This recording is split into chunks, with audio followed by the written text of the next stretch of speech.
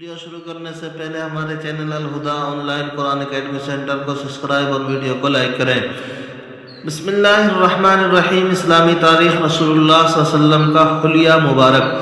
آپ صلی اللہ علیہ وسلم اللہ تعالیٰ نے آپ پیارے رسول صلی اللہ علیہ وسلم کو جس طرح حسن سیرت، پاکیزہ اخلاق اور اعلیٰ کردار سے آراستہ کیا تھا، وہیں ظاہری خوبصورتی بھی بے مثالی عطا فرمائی تھی۔ آپ صلی اللہ علیہ وسلم کا رنگ گندمی، بال مبارک ہلکے گھنگریلے، آنکھیں بڑی سرمگی اور اس میں خوبصورت لال ڈوڑے تھے، دانت مبارک موتی کی چمکدار تھے، داڑھی مبارک خوب گھنی تھی، دونوں مونڈے بڑے اور مناسب تھے، سینہ مبارک قدر وسیع لیکن پیٹ کے بالکل برابر تھا، ایڑی مبارک گوشت سے پر، قد مبارک درمیانی، جسم مبارک مناسب ترتیب پر اور اعضاء نہایت ہی مضبوط تھے۔ گویا کہ آپ صلی اللہ علیہ وسلم سیرت و صورت کے پیکر اور حسن و جمال کے نمونہ تھے۔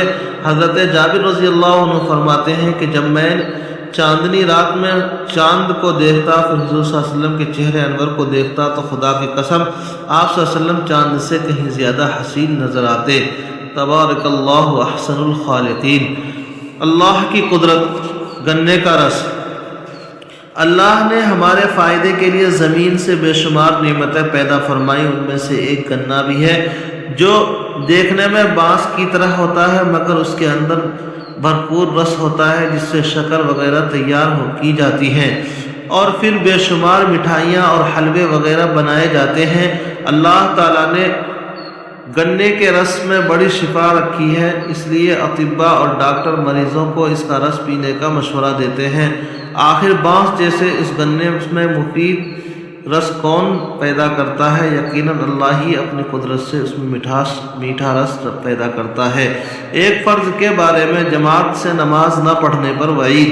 حضرت عبداللہ بن عباس رضی اللہ عنہما سے کسی نے پوچھا کہ ایک شخص دن بھر روزہ رکھتا ہے اور رات بھر نفلیں پڑھتا ہے مگر جمعہ اور جماعت میں شریک نہیں ہوتا، اس کے متعلق کیا حکم ہے؟ انہوں نے فرمایا یہ شخص جہنمی ہے۔ ایک سنت کے بارے میں شکر گزار بننے کی دعا۔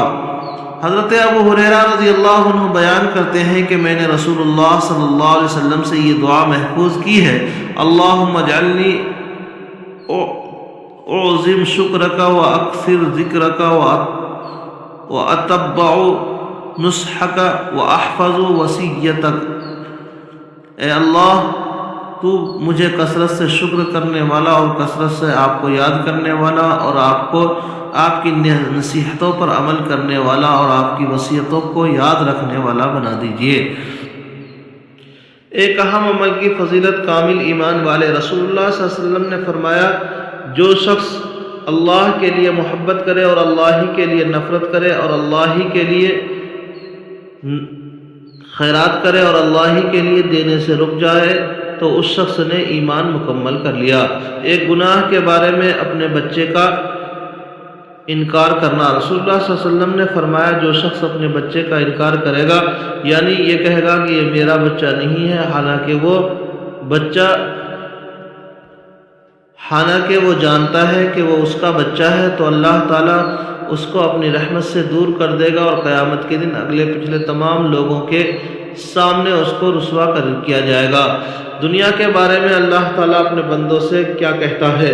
رسول اللہ صلی اللہ علیہ وسلم نے فرمایا اللہ تعالیٰ فرماتا ہے اے ابن آدم تو میری عبادت کے لیے فارغ ہو جا، میں تیری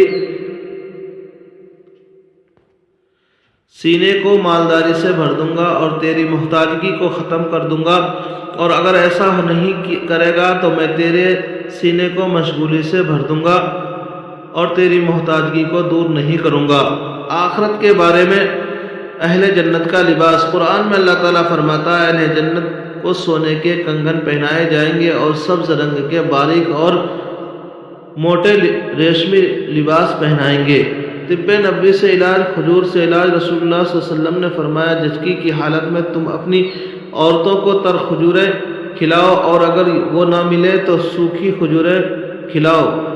فائدہ: بچے کی پیدائش کے بعد کھجور کھانے سے عورت کے جسم کا فاسد خون نکل جاتا ہے اور بدن کی کمزوری ختم ہو جاتی ہے۔ قرآن کریم کی نصیحت قرآن میں اللہ تعالیٰ فرماتا ہے بلا شبہ یہ قرآن ایک نصیحت ہے، جو شخص چاہے اپنے رب تک پہنچنے کا راستہ اختیار کر لے اور تم کو مرضی کے بغیر کچھ نہیں چاہ سکتے۔ اللہ تعالیٰ بڑے علم و حکمت کا مالک ہے۔ اللہ تبارک تعالیٰ عمل کرنے کی توفیق نصیب فرمائے۔ چینل کو سبسکرائب اور ویڈیو کو لائک کرے۔